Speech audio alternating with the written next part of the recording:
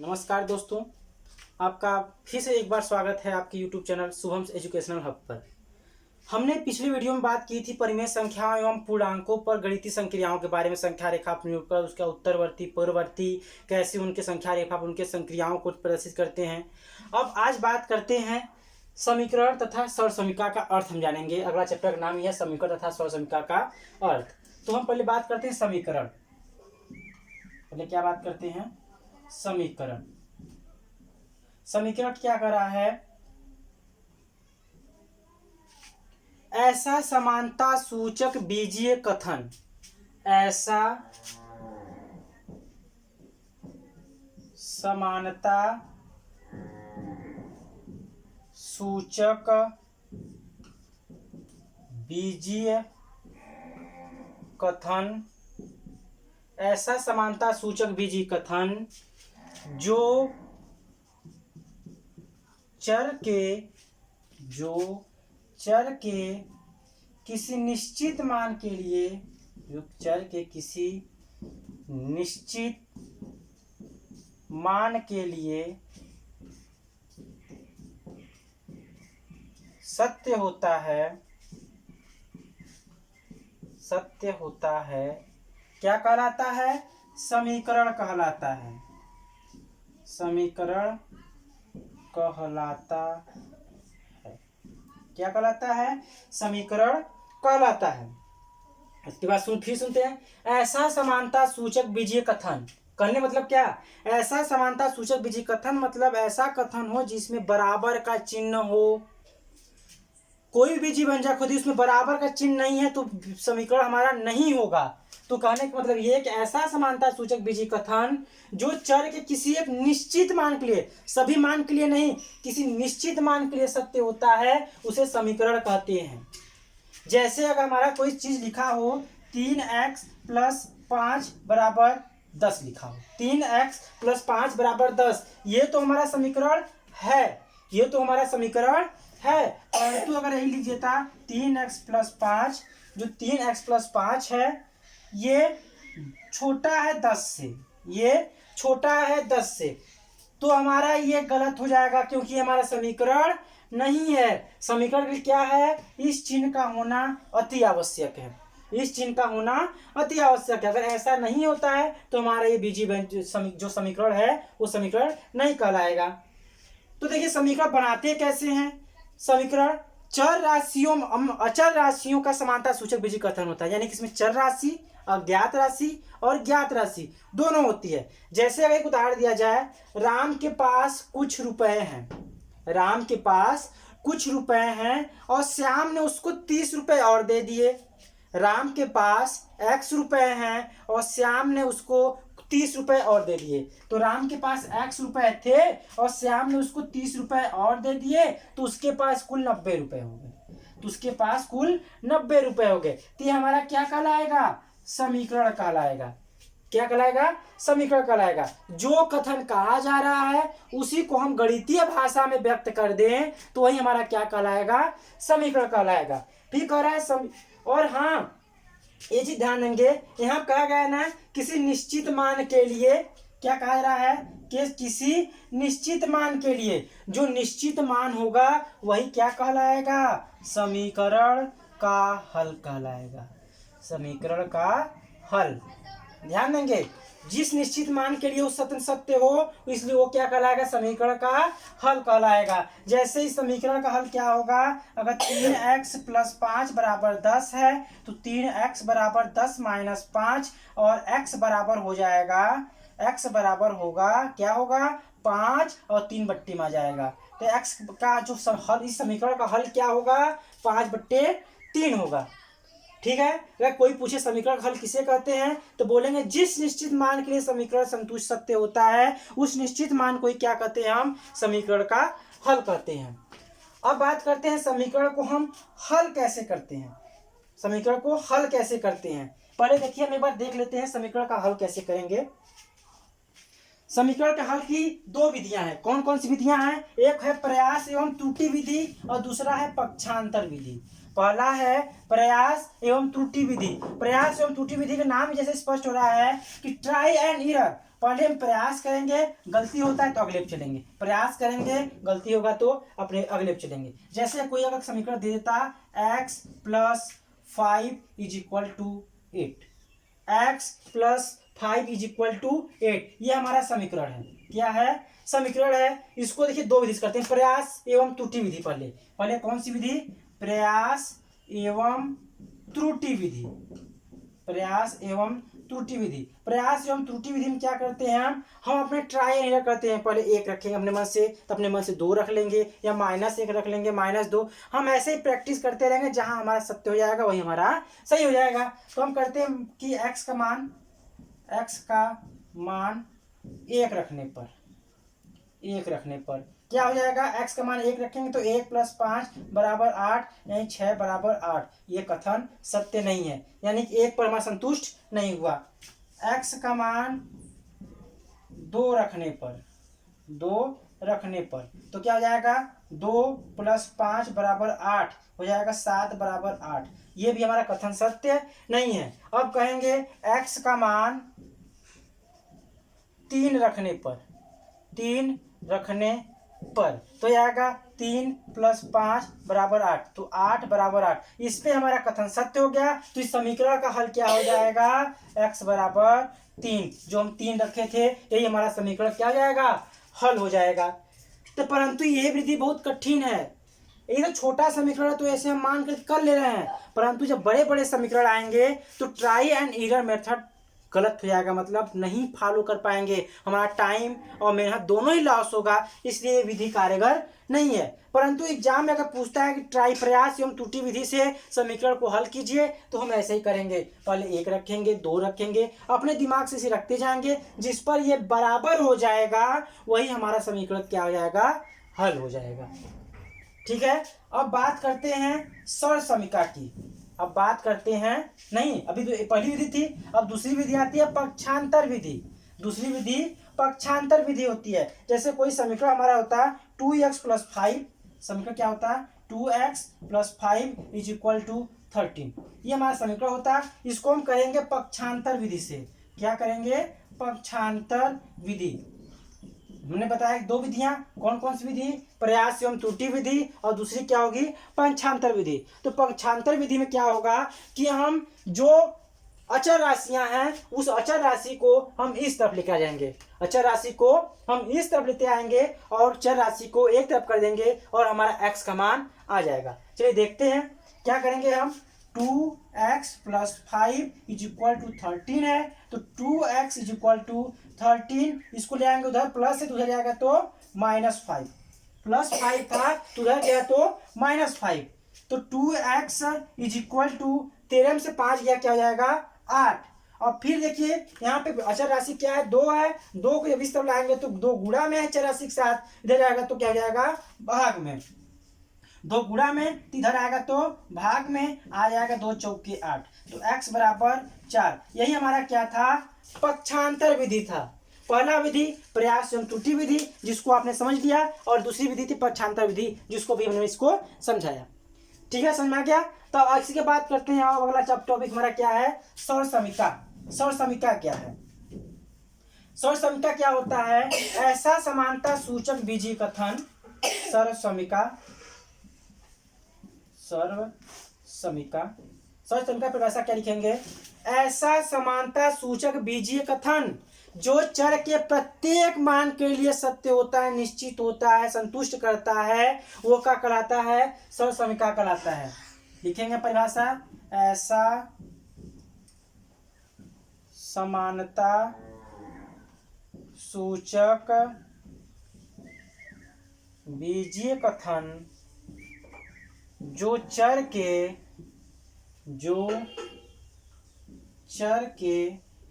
प्रत्येक मान के लिए, जो चर के प्रत्येक मान के लिए संतुष्ट करता है क्या कहलाता है?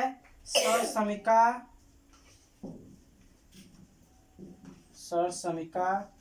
कहलाता है। सर्वसमिका कहलाता है। क्या कह रहा है?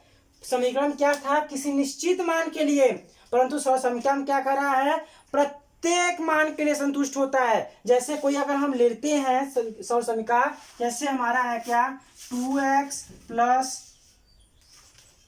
2x square plus 3x is equal to, यहाँ पे हो जाएगा x 2x प्लस 3। ये हमारा अगर कोई लेते हैं, देखिए अगर x बराबर 1 रखते हैं, x बराबर 1 रखते हैं तो हो जाएगा 2 गुणे 1 का स्क्वायर प्लस 3 गुणे 1 बराबर 1, 2 गुणे 1 प्लस 3 क्या जाएगा, 2 1 कम 2 प्लस 3 बराबर कोष्टक में 2 प्लस 3, देखिए 5 बराबर 5 आ गया।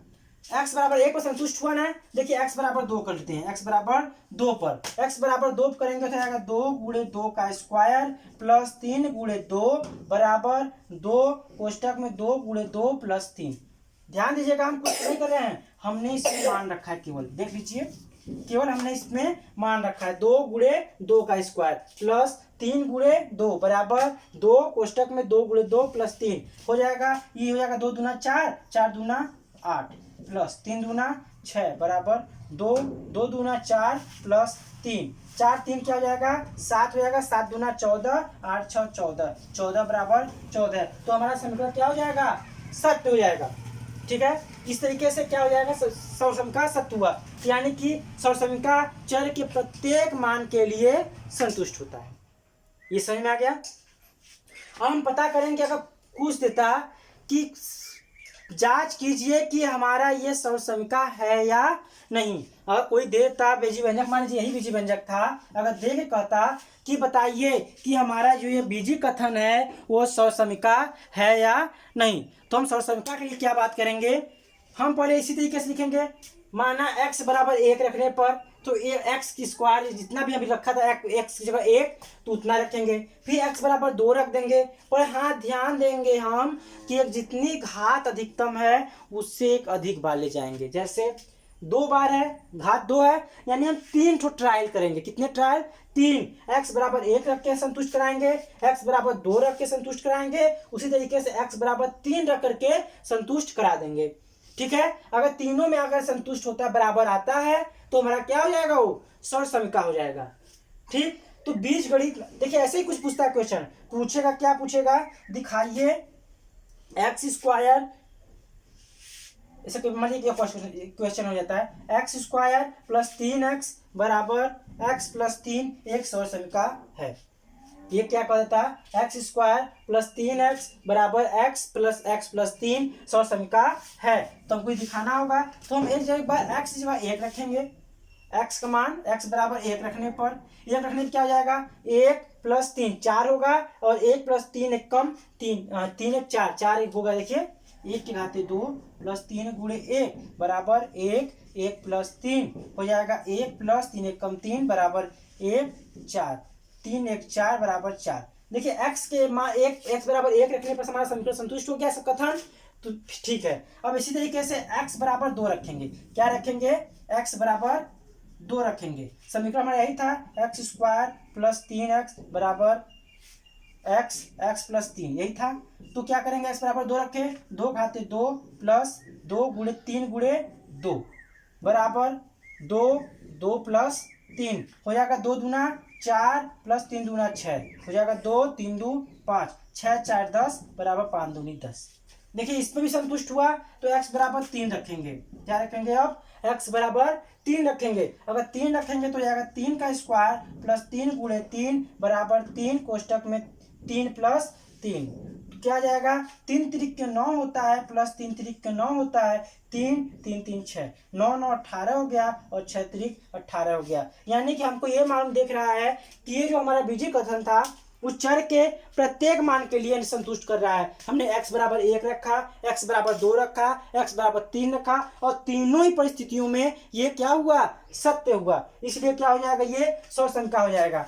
अब हम बात करते हैं, हमारे बीजगणित में कुछ सौर समीकरणें हैं, बीजगणित में हमारे कुछ सौर समीकरणें हैं जिसके आधार पर हम सवालों को हल करते हैं। चलिए उस सौर समीकरणों को हम देखते हैं। कौन कौन सी समीकरण हैं उसको याद भी करना होगा। अगर हम नहीं याद करते हैं तो हमारा जो सवाल है हमारे बीजगणित के वो नहीं लग पाएंगे। बहुत इंपॉर्टेंट सवाल आते हैं, 2-2 नंबर किस में आते हैं, एक आएगा 1 नंबर में, एक आएगा 2 नंबर में। हम लोगों ने जब एग्जाम दिया था तो उसमें 3 सवाल पूछे गए थे, एक बहुकल्पी में था, एक 1 नंबर वाले में था और एक 2 नंबर वाले में सवाल था। तो बहुत इंपॉर्टेंट चैप्टर है इस सौर समीकरण वाला, तो सौर समीकरण को देखते हैं। देखिए गणित जो है बेसिक है, इसमें ज्यादा कुछ ऐसा नहीं है कि हमको उलझा के पूछेगा, जितने बेसिक्स मैथ है वही पूछता है। आप इसमें आराम से स्कोर कर सकते हैं, अगर थोड़ा सा भी जानकारी अच्छा जानकारी रखते हो तो 25 में 25 आसानी से स्कोर कर सकते हैं।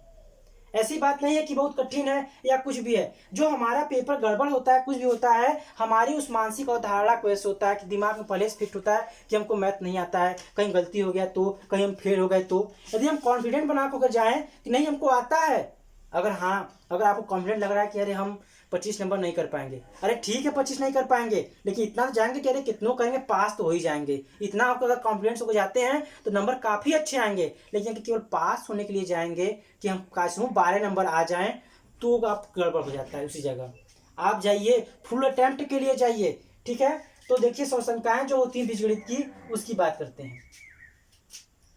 देखिए पहला जो समस्या आता है a प्लस बी का whole square, a plus B का होल स्क्वायर, तो इसका क्या मान होता है a square plus B square plus 2ab, a square plus B square plus 2ab। चलिए एक किनारे लिखते हैं क्योंकि इससे हम कुछ तोड़ भी निकालेंगे, तो इसको एक किनारे लिखते हैं, इससे कुछ व्युत्पन्न करेंगे। तो यह आएगा a प्लस बी का होल स्क्वायर बराबर a square plus B square plus 2ab। दूसरा हो जाएगा a माइनस बी का होल स्क्वायर बराबर हो जाएगा a square plus B square minus 2ab। तीसरा समीकरण होता है हमारा स्क्वायर में ही a square minus b square का, तो हो जाता है a प्लस बी, दूसरे कोष्टक में होता है a माइनस बी, ठीक है। और स्क्वायर का एक और फार्मूला है a प्लस बी प्लस सी का होल स्क्वायर का पूछे तो हम कहते हैं a square plus B square plus C square plus 2 कोष्टक में A B plus B C plus C A. ये हमारे स्क्वायर के फार्मूले थे, यानी स्क्वायर से संबंधित सौर समीकरणें थी। तो देखिए क्या करते हैं इसमें कुछ व्युत्पन्न कराते हैं कि कैसे कौन सी राशियां व्युत्पन्न हम करा दें ताकि और हमको एक समीकरण, ताकि सवालों को हल करने में हमको बहुत ही आसानी हो जाए। अगर सवालों को हल करने में आसानी होगी तो कुछ सूत्र और बना लेंगे। जैसे इनसे देखिए इसी से व्युत्पन्न कराते हैं कुछ सूत्रों, क्या व्युत्पन्न कराएंगे, जैसे a प्लस बी का होल स्क्वायर है तो हम लिखे a square plus B square plus 2ab। तो अगर इसी जगह हमको निकालना हो जाए a square plus B square का मान क्या हो जाएगा, तो a square plus B square का मान हो जाएगा a प्लस बी का होल स्क्वायर, और ये देखिए प्लस 2 इधर आएगा तो माइनस 2ab, ठीक है। एक ये व्युत्पन्न हुआ। दूसरा इसी तरीके से फिर यहाँ पर a square plus B square का निकालेंगे तो जाएगा a माइनस बी का होल स्क्वायर प्लस 2ab, ठीक है। इनसे देखिए 2 फार्मूले निकले। अगर a square plus B square, देखिए और एक चीज और बताते हैं, देखिए एक चीज और ध्यान दीजिएगा। ये देखिए फार्मूला है ना, ये यहाँ दिख रहा है a प्लस बी का होल स्क्वायर है ना, a square plus B square है। अगर उसके जगह ये रख दे, अगर उसके जगह इसके जगह ये रखें, है ना, इसके इतना बराबर ये है, तो देखिए क्या होगा a प्लस बी का होल स्क्वायर बराबर इसके जगह ये रख देते हैं तो जाएगा a माइनस बी का होल स्क्वायर प्लस 2ab और प्लस 2b और है तो कितना हो जाएगा, तो जाएगा बराबर a माइनस बी का होल स्क्वायर प्लस 4ab। दिख रहा है कुछ करने मतलब। अगर यहाँ पर हम ये वैल्यू रखते हैं तो a प्लस बी का होल स्क्वायर जो है वो हो जाएगा a माइनस बी का होल स्क्वायर प्लस 4ab।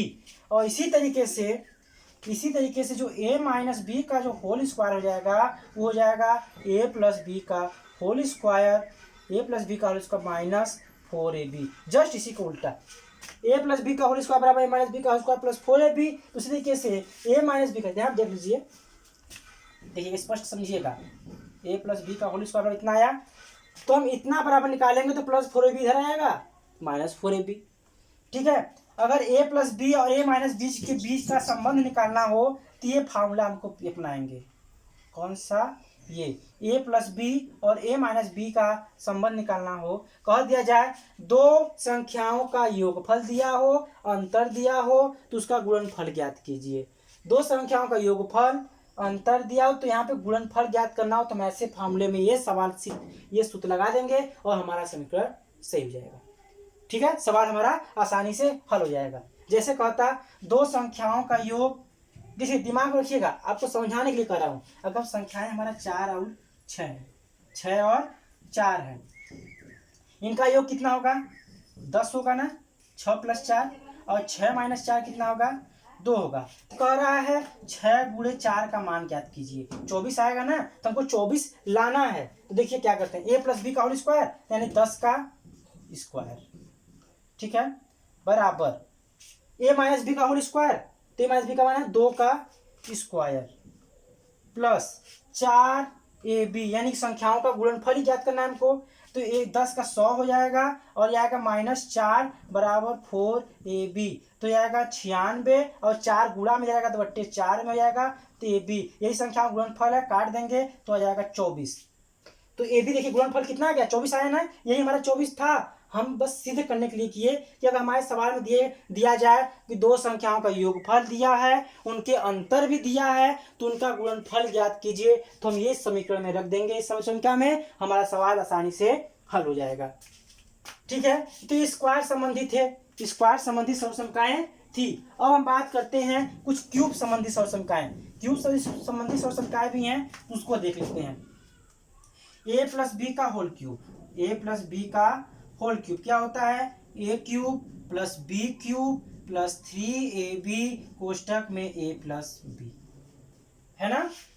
दूसरा फार्मूला होता है a माइनस बी का होल क्यूब, क्या होता है a माइनस बी का होल क्यूब, क्या हो जाएगा a cube minus B cube minus 3ab कोष्टक में a माइनस बी। ठीक है, आ रहा समझ में। अब होता है a cube minus B cube का फार्मूला होता है एक कोष्टक में a माइनस बी, दूसरे कोष्टक में a square plus A B plus B square. ये सब याद करना होगा आपको। और अगला फार्मूला है a cube plus B cube का हो जाएगा दूसरे कोष्टक में a प्लस बी, दूसरे कोष्टक में a square minus A B plus B square. ध्यान देने की बात है कि प्लस वाले में माइनस होता है, माइनस वाले में प्लस होता है। अब देखिए ए क्यूब माइनस बी क्यूब का एक और मान निकालते हैं यहां से। देखिए ध्यान देंगे, अगर यहां से ए क्यूब माइनस बी क्यूब हो, ए क्यूब माइनस बी क्यूब का मान निकालें तो हो जाएगा ए माइनस बी का होल क्यूब ना, और ये हो जाएगा minus 3ab plus A B, इधर आएगा तो हो जाएगा प्लस 3ab कोष्टक में a माइनस बी। देखिए ये पूरा पक्ष जो है उधर जाएगा तो -3ab था प्लस a माइनस बी, तो जाएगा plus 3ab a minus B. तो A cube minus B cube का एक ये फार्मूला हुआ, एक ये फार्मूला हुआ। अब बात आते हैं कौन सा कहाँ लगाएंगे हम। देखिए जब सवाल दिया रहे कि हमको a माइनस बी का मान दिया हो और ए बी का मान दिया हो, a माइनस बी का मान दिया हो और ए बी का मान दिया हो, और पूछे ए क्यूब माइनस बी क्यूब, जैसे a माइनस बी का कुछ मान दे दे, मान लीजिए 10 दे दे, और ए बी का मान दे दे मान लो 6 दे दे, क्या दे दे 6 दे दे। अगर पूछे ए क्यूब माइनस बी क्यूब का मान पूछे तो हम कौन सा फार्मूला लगाएंगे, ये वाला लगाएंगे, क्योंकि देखिए इसमें ए माइनस बी है और ए बी है, तो A cube minus B cube निकल जाएगा। अगर इसमें हम रखते तो हमको ए स्क्वायर और प्लस बी स्क्वायर का मान चाहता, तो हमारा सवाल क्या हो जाता, लंबा हो जाता। तो यानी कि अगर हमको सवाल में दे कि ए प्लस बी बराबर एक्स प्लस वाई बराबर इतना और एक्स वाई बराबर इतना, तो हम x plus x cube plus 1/x cube का मान ज्ञात कीजिए। होता है ना कि एक्स प्लस 1/x बराबर कुछ दिया हो और दिया हो तो x cube plus 1/x cube मान ज्ञात करेंगे, तो उसको कैसे हल कर लेंगे, वो इससे हल कर लेंगे, इस वाले से। क्यों, क्योंकि उसमें हमको X square plus Y square का मान क्या करना होगा, यहाँ पे इससे करेंगे ना, क्योंकि हमको X square plus Y square मान चाहिए रहेगा, तो हम इसी में रखेंगे एक्स माइनस 1/x और x इंटू एक्स 1/x करेंगे तो कट जाएगा, इसलिए उसकी एक्स ए बी जरूरत नहीं पड़ेगी। क्लियर हो रहा है। जहां पर a minus B A B का मान दे ऐसा पूछे तो ये फार्मूला अपनाएंगे। इसी तरीके से यहाँ पर देखिए ए क्यूब प्लस बी क्यूब ये है, इसको उधर ले आएंगे तो आएगा a प्लस बी का होल क्यूब माइनस 3ab कोष्टक में a प्लस बी।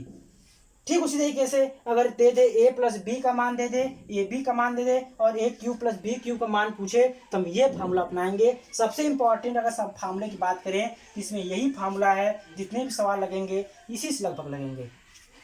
ये का फार्मूला याद है तो हमारे जितने भी x प्लस 1/x जितने भी प्रकार के सवाल हैं इसी फार्मूले से लगेगा। इस फार्मूले को हमेशा हम ध्यान रखेंगे, ठीक है। तो इस तरीके से हमारा जो सौरसमीकरण का चैप्टर था वो समाप्त हुआ। आगे हम अगले चैप्टर क्या है, एक चरों के बीजीय व्यंजक है, बीजीय समीकरण है, उसको हम बात करेंगे। तब तक के लिए धन्यवाद।